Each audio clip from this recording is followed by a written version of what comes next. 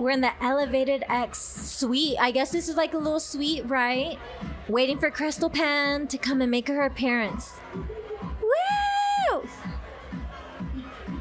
I'm going in. That's the owner right there. Oh, hi. That's all Kristel. We have the beautiful, introduce yourself, please. My name is Miss Brittany Andrews, and I'm in this particular suite, the ElevatedX suite, because I have decided to have my own Brittany Andrews website utilizing their platform. So, and I just launched it in January at AVN. Congratulations. Thank you. And I really love the platform. And this particular convention, I've been able to have a lot of different business meetings that will apply to making that particular website even more successful. Wow. It's awesome that you're here representing ElevatedX. Exactly. How are you feeling? They're a great team to be a part of. So, how long have you been with them then? You said about a year now, I guess? well, or no, actually- recent? Well, actually, I had a company that was managing my website before. And then I had gotten to a place to where I was working on fan platforms first. And then I started working on clip platforms. And then I was ready to take over my own website. So at that point, I worked with that company and ElevatedX to move everything, to leave them, and then to take care of everything on my own. And ElevatedX was very supportive in helping me to let go of that other company and then take everything over on my own. So that's another reason that I really appreciate. But the other company was actually really cool. Do you like this one better? Well, this one better is me. I'm the one controlling and manage. So yeah, I do like this one better. That's it. That's a definite That's yes. a hell yes. We're in XBIZ Miami, everyone. Where can everybody find you? BrittanyAndrews.com. Go and follow her. Yeah. We said, oh. Okay, I don't know where AJ is, but he is over at ElevatedX, and he was nice enough to let me host this workshop here. Obviously, I know most of the folks here, so I'm not going to do the workshop how I normally do it. I'm going to just do it as a conversation, and we'll just see how things go. Especially for folks who didn't know they were coming to a mental health workshop. So the purpose of this workshop is basically I don't know what the formal title of it is. I think it's like finding a sex worker, affirming therapist 101. The reason why I'm doing it is in addition to, I work for a production company and I've been with the company for 13 years. And I run the Transgender Erotica Award, which is the only event of its kind and celebrates the accomplishments of the trans and health industry. But I've been very, very, very slowly toiling through going through grad school. I recently became a licensed therapist, so I'm an associate marriage and family therapist in California, and I'm also an associate, I don't know what it is, professional clinical counselor. I don't know what the acronym is, but I basically can see folks in California. The reason why I'm doing this workshop and the reason why I decided to become a therapist is that I work in the trans part of the industry, and it's something that comes up, mental health comes up all the time. And people come to me in crisis, or people are coming to me wanting resources, and I didn't feel comfortable giving them resources that were available. I don't like giving out things unless I can 110% put my fucking name on it, because it's mental health and it's safety. And so I thought I would go to school, and I thought I would, as my contribution to working in the community, become a therapist who works with sex workers. And so I've been doing this workshop for the last 4 years since the pandemic. I've been doing it at AVN, XBIZ, what else? Why Not? Mm-hmm. Yeah, Why Not? Other things that I can't remember. I do it a little different each time depending on what folks are looking for, and obviously because it's a small group and I know most of you will just kind of go with the flow. But the idea is that mental health is a conversation that we don't have enough in our community, or it's something that gets overlooked, and I think that it is a real shame, because I do think that our companies have a greater responsibility to our community. And I feel like for me, because I work for a production company, that I have a different responsibility to our community. So this is the way that I wanted to show up and use my privilege, use my education to empower folks, because I think that we don't have the tools, but there's definitely a fucking need. And I think that I I say this differently when I do the workshop more formally, but I got really tired of all my friends fucking dying in this community. They were proficient. So it's not like you have to show that you are certified in these areas. It's not like you have to show that you took classes to complete this area, right? It's literally a box that you are checking. So I tell folks, be suspicious of folks that have like a good billion fucking specialties. I say to be suspicious of folks who feel like they work in all the communities, because that's not really fucking true. And the cheat code is that if you're looking for a sex worker therapist or affirming therapist, look for folks who are LGBTQ, like work in those communities, and are kink affirming or poly affirming, like work in them. To me, those three intersections will find that like even if a therapist doesn't specifically know about sex work, generally sex work is adjacent in some way. And they have more openness to it, right? Because in those three areas of marginalization, like it's a lot of discussion about identity being a minority. And sex work is the same way. So that's what I found. It's just marginalization. So we're being suspicious about therapists. Yeah. Okay. The other thing, this is my cheat code. The other thing that makes me suspicious, this is how you fucking figure out if someone is a fucking Christian therapist. But don't want to say they're a Christian therapist. This is what happens actually quite often. People won't say that they're a Christian therapist, but I say go to their website, because all therapists will generally have a website in addition to a profile, Psychology Today, and look if they do something like premarital counseling. Oh! Wait, what? Premarital. So like what happens is that there are Christian therapists who don't advertise as their Christian therapists, right? And so I like to look at their websites to see if they do premarital counseling. Oh, okay. Yeah, because they have to take classes, right, before a lot of the time. Yeah. Well, and like who offers premarital counseling? So like their secular therapists or therapists for non-religious will just offer counseling or just couples counseling. Mm-hmm. You don't have to state that it's premarital, right? But the fact that it's premarital like implies like why would you need it for this specific period of relationship other than this? Yeah, or who uses that word anyway? Exactly. Like premarital. No, exactly. That who's going to use it? But Christians will use it and they'll search for that specifically. So that's something to look out for. I don't know. This isn't always the case, but when I see therapists who use a lot of like religious language, even if they don't say it outright, you know what I mean? It's like all this like hope or believe or like very or sometimes their like logos will have like white doves, that kind of stuff. To me, those are like red flags. And what then I do is I will search them and I will see if they're in other directories, because they can put on their Psychology like Today directory that they don't identify as Christian, but they may be on a fucking other directory that is actually a Christian directory. And so this is I wanna stress this point because I'm trying to think how to say this. Shoot. Yeah.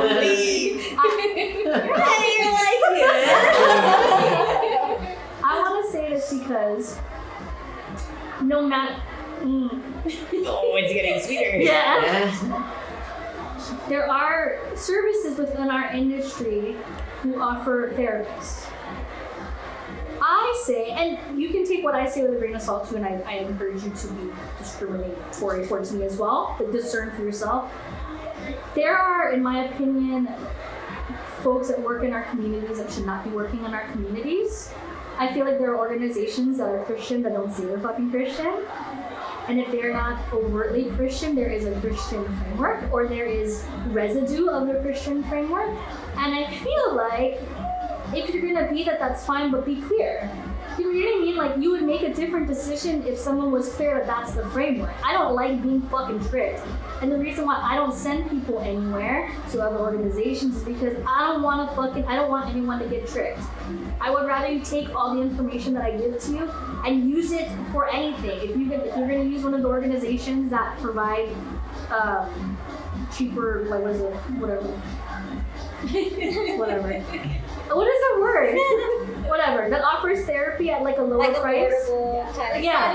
Sliding scale. If you were gonna utilize the services of those organizations who work in our industry, I would say still use all the tools that I teach you to vet them anyway. Don't immediately trust that just because someone says they're working in our industry that they're actually competent. Because what is the measurement or the rubric that's used to gauge competency? Is it a therapist who is gauging competency? As far as I am aware, no, it is not a therapist explicitly working in our industry who is determining whether someone is competent or not. You have to do the extra work. It sounds kind of silly, but it's like you folks are sex workers and you are discerning as fuck because you have to be because of your safety. Right? You're reading subtext all the fucking time. You're reading things that people can't see. Do not blindly trust organizations in our industry just because they say that they're for us. Because even if they are in intention, it does not mean in practice that they are. It is okay to be suspicious, and like I said, it is okay even to be suspicious and question what I say. I mean, I know most of you personally, so I would hope that I have built enough trust up. But I would be not offended if you wanted to check my information and to make sure it's correct. Like I wouldn't be offended, and anybody else who I know there's a bikini contest, and I'm not gonna take off my shirt. It's a bummer, and I'm sorry. You're just so loud, huh? I'm just kidding. I can totally be louder. Yeah, we're gonna do But yeah, I just want to put that out there because I think like there can be good resources, but like we shouldn't trust them immediately. They're not built for us specifically. And as far as I know, there is no what I would like to do as a therapist is build a competency program to train other therapists to work in our community. But I feel good offering that because I've been in this community for 13 years. I feel good offering that because I'm a person of color, because I'm queer, I have all of these minoritized identities. And also like done very specific community work. And I would rather put something out there like that versus like just blindly trusting what's out there. Okay, sorry. There's a bikini contest. Anyway, so you find your therapist that you like. They don't give you the ugly vibes. They specialize in something that feels relevant to you. Like I said, generally LGBTQ identified or that works in that specific community. Kink community is also one that's really helpful, and poly community. Those are the three that feel generally the safest. If you are looking for it, the success of therapy depends on two things. It depends on the client's belief that therapy will work or can work. So not even that it's going to work 100%, but just the belief that it could work. And it relies on the relationship between the therapist and the client. Don't get me wrong, there are therapists who are shitty and don't have good practice and good theory, but actually largely like it depends on the relationship that you have with the client. So like some clients, I'm not gonna be everybody's cup of tea. And I know for me, I've been in therapy since I was 13. Like, there's certain therapists, I'm fucked up. There's certain therapists I don't like, that doesn't work with me. And I didn't realize that when I was growing up, and I didn't realize that before I was in school. But I remember I had this therapist, and she just sat there. And, you know, I would be like, hi, how are you doing? And she would just sit there, and it would stress me out. It would give me so much anxiety. And it's kind of the point with the therapeutic modality that she's using. It's like a blank slate. And so the idea, in layman's terms, is that you're gonna have verbal diarrhea in the room, and all of this stuff is gonna come out. I don't like that. That stresses me out. It doesn't work well with me. I like conversation. I like processing. I have found personally that modalities such as narrative therapy. So narrative therapy it's the belief that, and this works well for sex work or minoritized folks, that you are the author of your own story, and I don't know you better than you know you. So when we come into the room, I'm here to support you. It's an egalitarian relationship, so we're equal, and I'm just here to help you process. And the idea with narrative therapy for me is that when we grow up, we're told stories about who we are that's put on by other people, whether it's our parents, our family, society, school, all of those things. And growing into adulthood, we figure out for ourselves what is true or not. So we have to untangle that bullshit and make our own story. And to me, that modality fits well with sex work because it is a reclaiming of identity. The other thing that works well for sex work, in my opinion, is feminist therapy, which sounds what it is. Feminist therapy is wonderful because I don't like therapy. I'm just gonna give you my opinion. I don't like therapy that exists in a vacuum. So you go to a therapist and they're like, you're really stressed out. You should go on vacation. And I'm like, I don't fucking money for vacation, right? So when people give you that, right? Like, you should go on vacation and travel the world. I'm like, where the fuck is all this money coming from, right? So when people are giving you this therapeutic advice, it's just not relevant, right? I don't personally like that. Maybe it works for some folks. Feminist therapy looks at what's in the room, and it looks at all of our identities. So intersecting identities is this. We all have places of marginality and privilege. I'm privileged because I have education. I'm fucking oppressed in my opinion because I'm a person of color, because I'm masculine presenting, because I'm queer, because I'm kind of funny looking, blah, blah, blah, blah, blah, blah. But I also have privilege because I have education. I'm also privileged because I'm able-bodied, these types of things. Feminist therapy looks at all of those intersections together and looks at how that affects our axis, all of it. So like when I do feminist therapy with clients, I have a person of color in my caseload who's trans and she's biracial. And she lives in Vietnamese community, even though she's Vietnamese and black. And she didn't understand. She's like, why are people treating me like this? They don't get it. And we talked about it, and I said, you have to look at actually all of the things that are happening outside of your identity that are like not your fault, right? You're biracial in like in a very immigrant Asian community where there's a lot of like racism towards others, right? How does you being trans affect your access to places of where you can go? Like these are all things that we have to consider when working together. And I find that is really helpful for sex work. Now, I think it is helpful to be clear about why you're going to therapy. Like folks like will be sex workers, but they're like, I don't want to fucking talk about sex work, right? Or it's this really small part of my identity. And so maybe you don't need necessarily a sex worker affirming labeled therapist because you're not going to talk about sex work anyway. But if you can be clear before you start your search about like, what are my goals in therapy? Maybe if my goal is like, I have a lot of anxiety, or I'm pretty sure I have ADHD, right? I can look for folks in that field. If I feel like what I'm struggling with is family dynamics, right? I can look for a therapist that specializes in that area. And like, whether or not I disclose about sex work is like up to you. There are, what is the difference? Confidentiality. That's another big one. Whether or not you go through insurance. So like, if you go through insurance, there's a record of you. It's meant to be kept confidential. I've been told that in rare cases, like if I get subpoenaed and you have to go to court or whatever, those records can be subpoenaed. If you are for some reason in a really high government job where you need security clearance, they can subpoena those records. Other than that, it's supposed to be kept confidential. Some folks won't go through insurance just for the extra protection of not having to be in like a health database. That's totally fair. As a therapist, I am bound to confidentiality. What happens in the room stays in the room with this exception. If you are going to cause harm to yourself, or I feel like you're going to cause harm to yourself, or if I feel like you're going to harm someone else. And those are the two places where that can go. Where you can learn about the therapist confidentiality is when you choose a therapist, if you skip ahead, if you choose a therapist, there's an intake form. An intake form has what all the limits of confidentiality is. It tells you how much it costs to see them, what their cancellation policy is, like all of those boring things that you want to skip over, read it, because it's really helpful. It will inform to like what therapy will look like with a specific therapist. What was the other thing? The other thing I would like to tell folks is that you can interview your therapist before you pick one. And so like questions I like to ask are like, you know, how long, do you have any sex worker clients? Or do you have experience working in whatever area you want somebody to work in? You know, do you consult with other people? What are the limits of confidentiality? And I would send it to like, I don't know, if you find 5 therapists that seem like they would be okay, and see what they say. Some therapists will offer free consultations for like 15 minutes, and you can ask them your questions then.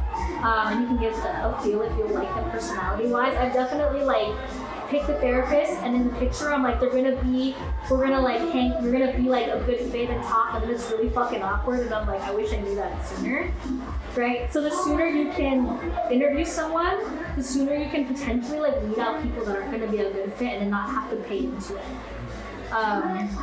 Yeah, ask your questions. On my website, I have actually like a full list of questions that you can ask. So you're more than welcome to all use that and ask it to the therapist or to the potential therapist you want. Limits of confidentiality, insurance, anything that I missed that you guys want to know so far? We're just blazing through. More tea. I'm just kidding. I'm just kidding. More than if you're interviewing them, can you ask them like a question that like might just like vet them through their answer that's like not as straightforward? Like, could I like present a theoretical to them and see? Because I don't know. Yeah, you can ask them. Anything? You can ask what their theoretical orientation is. Okay. So yeah, you can ask. Yeah, but like that's gonna not necessarily vet for someone's sex worker firm, but really like if it's gonna be like personality-wise good fit for you. So like I said earlier, I don't like when people just sit there, it stresses me out. That's like psychoanalytic. Yeah. I think folks that do narrative, feminist, if it's like multicultural or person-centered, it tends to be more conversational. Let's see what else you can ask. I would ask if they don't have experience in a certain like community, like are they open to education, that kind of stuff. And I would ask if they consult. A lot of therapists will consult with other therapists. I consult with other therapists when it comes to sex work. I consult with other therapists when it comes to certain trans stuff. And so it's good to know in advance if that's a therapist who's like in community. In my opinion, like therapists who are well connected, like you'll get different information. You know what I mean? Because there's certain therapists that they're really isolated and they just operate like in their pocket. So what you're gonna get from them is their knowledge and their experience, and that's kind of the extent of it. Right? But if you work with a therapist that is networking in community, that consults with other therapists, you're gonna get that therapist's knowledge plus the knowledge of other folks. And I think that's usually very helpful. What else? I don't know. You have any questions so far? I'm blading out there. Let me just see real quick. He's coming back. Oh, he was Nope, you might have forgot something. Oh, Let's not put all the pressure. I'm bringing you to the I was gonna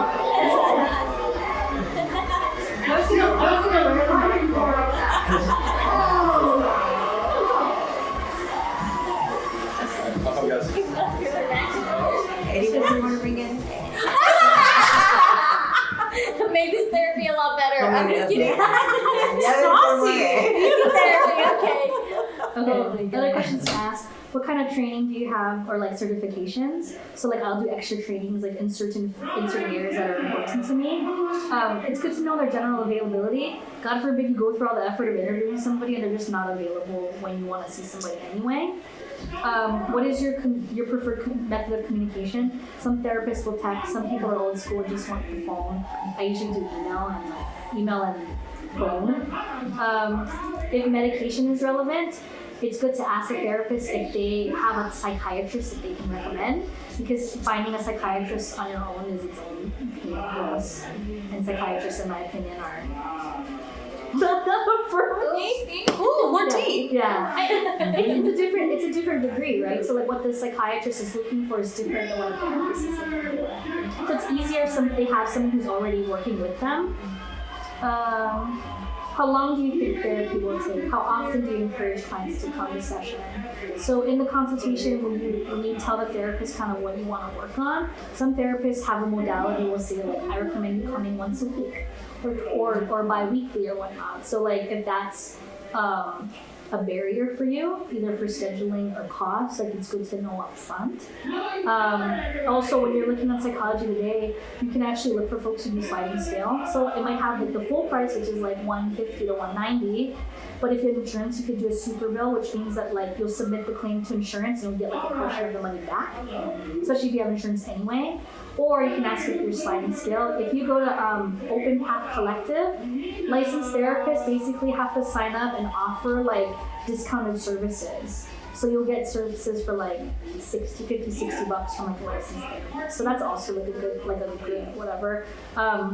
If you are okay with seeing someone who's in training, you can go to the LGBTQ Center. I work at the one in Orange County. I saw quite a lot of sex workers there. I saw actually half of my caseload was trans folks.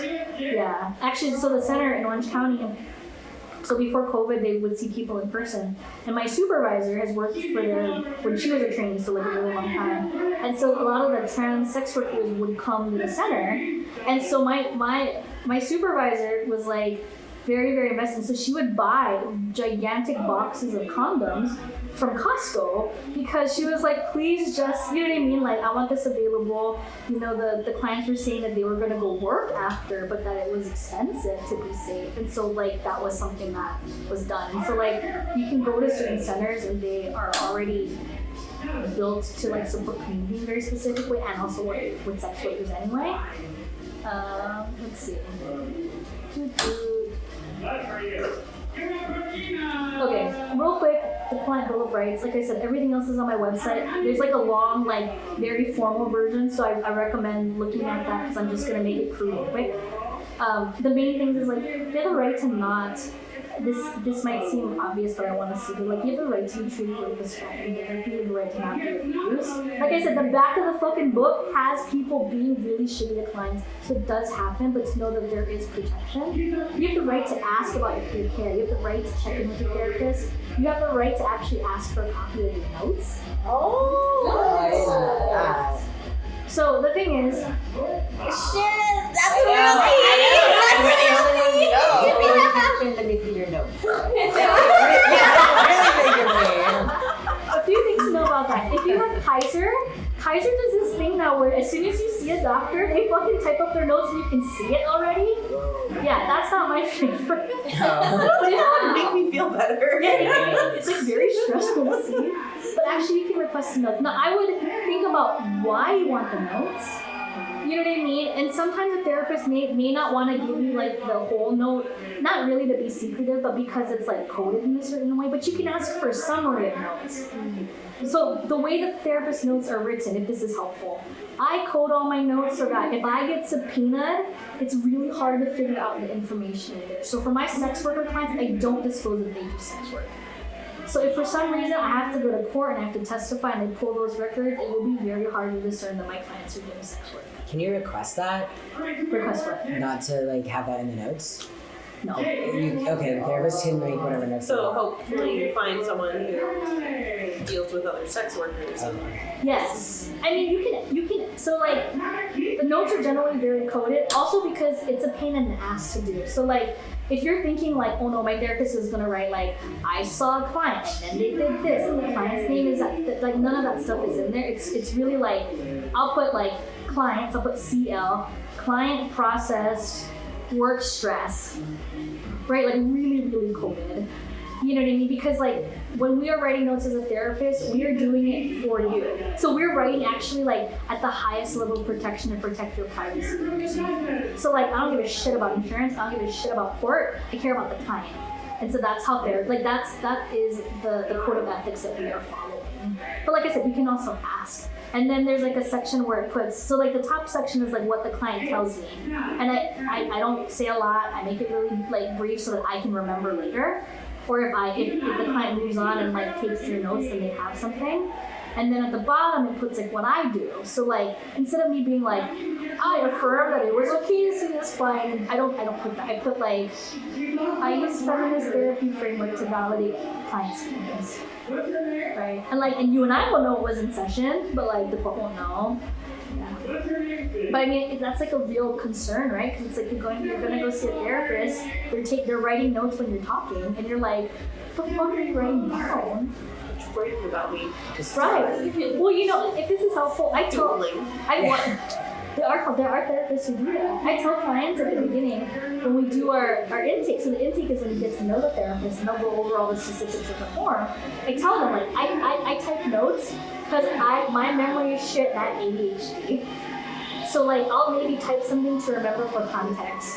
And then like when I'm done and I write the proper note that gets signed that like is the thing I have to keep, I delete all the rest. So there are a lot of protections in that place. If there are concerns about safety and privacy, like I said, I wouldn't go through insurance if you have it. You know what I mean? And if cost is an issue, like there are sliding scale stuff that's gonna make it kind of cost the same anyway. Right? Because if you have a PPO and you go through and you see a therapist, like you might have a copay that's $10, you might have a copay that's $80. You know what I mean? Like you can move on it. Yes. Does the same thing apply when you're paying through like an HSA? as far as like disclosures? Because it's pretty much you pay out of pocket and then you just get reimbursed. Yeah, pocket reimbursed. Is the HSA through the health insurance company? Yes. Are you only allowed to see certain doctors? I don't know. I haven't looked that far yet. It's. I could be wrong, but I think that means it's going for insurance to a certain extent. Yeah, you know what I mean? Because I think you have to get the HSA through a company, right?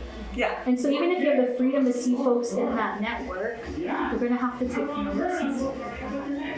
You know what I mean? Which, like, you know, it's hard. It's like if you're not going to really talk about the specifics of sex work, it may not matter. But it's some food for thought. It is, yeah, no, it's definitely food for thought. And like I said, there are clinicians that will basically charge kind of what you would pay, like, through insurance or through your HSA anyway. Like, for me, what I do is, I charge community, I charge sex workers as low as possible, and I charge the shit out of people who I know I can't. But a lot of feminist therapy, like who work in like those communities will do that. They will slide for community, whichever community they serve. So like when I have trans clients, by the way, I want to say this, Domino Presley, who is amazing and a very prominent trans performer, she and I teamed up and we created in her name the Jasmine Shabata Scholarship. And what that is that Domino basically put money towards trans sex workers getting therapy through me, either for group therapy or individual therapy, which I have a client from Domino where Domino pays for it, and for letters of support. So if you are trans and you need to get like a letter for transition-related services because that shit's bullshit, Domino basically has agreed to pay for it so that you don't have to pay because it's expensive. Like to get a letter for services could be like $200, $250. And so Domino has paid for it for community assistance. So there is good stuff out there. And like, I don't know, I think if there's anything to take away from it is that like you folks have like much more choice and like I think has been told to you, whether it's by our society as a whole or just sort of like being at the age that we're at, like there's so much like you hire me and you know what I mean, like I work for you. My whole, ideally, my whole fucking job is to support you, period. And if I can't do it, if I don't feel qualified, if I feel like it's out of my depth of scope, it's my responsibility to say so and then to refer out responsibly. But like, as a therapist, like, I work for you, which means that like, if it doesn't work for you, like it's okay to say it doesn't work for you. What does it look like when you break up with a therapist? You can do it in many ways. Some people ghost, which you can totally do. I don't recommend it because it's stressful. And for the therapist, I will worry if like, you might be, you might empathize in that situation. Yes. I mean, there have been shitty therapists that do a lot of harm and like, you know? And so I get where it doesn't feel comfortable to like break up with somebody, or they'll like, the therapist will pressure the client to come back. Yeah. So I think the easiest is you write like an email. Have ChatGPT do it. Huh? Have ChatGPT. Oh my god. No, actually that's a great idea. Then you don't have to you do very little emotional labor. It's succinct and then you're done. Right? And then that way you're not trying to break up with the therapist in session that you're already paying for. Yeah, because who wants to do that? That's terrible. Great. No, it's terrible. You know, but when you think about it that way, and like I said, when you liken it to dating, like you make different choices, right? You advocate for yourself differently when you go into the room with a therapist and you know that you're equal. Because I want you folks to make empire decisions. I feel like there's not enough folks advocating for us, and I feel like we should. So yeah. Thank you for coming to this very informal talk about non-depressing mental health. Yeah. I'm here all day. I'm thankful for you. No.